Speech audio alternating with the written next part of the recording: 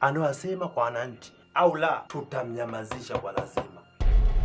Mimi sina uwezo wa kumzuia asifanye anachohisi ni sahihi katika maisha yake kama kijana, na naamini anachokizungumza kinagusa hisia zake, ama kwa kupenda au kwa kuchukia.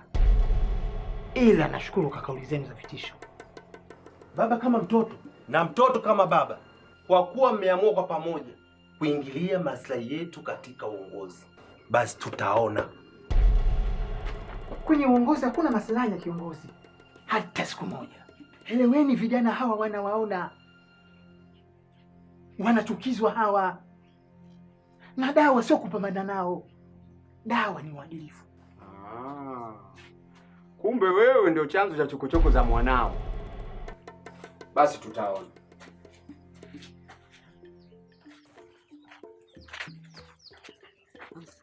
Ila hesabu bana haijakosewa. Ndio haijakosewa. Sasa ingekosewa tunasomea shuleni. Maktaba hii tuna mahesabu hapa haijakosewa, iko sawa kabisa. Wewe angalia mwenyewe. Tupige hata mahesabu, wewe umekosea.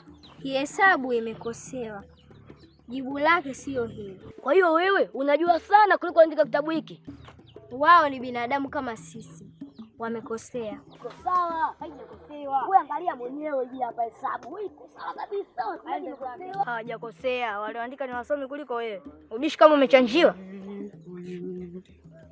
Shikamoo kaka. Marhaba. Mbona ubishi mkali? Angalia kaka, hesabu hii jibu lake.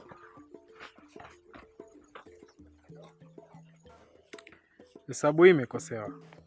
Kama imekosewa, mbona tumetoa kitabu hiki tujifunze? Haijakosewa. Ndio.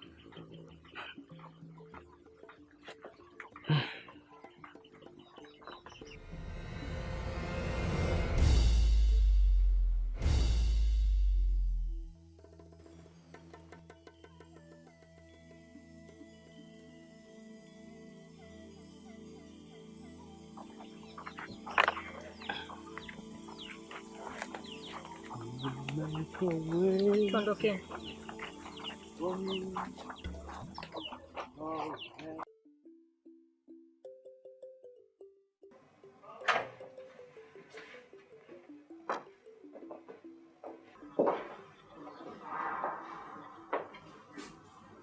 Karibu.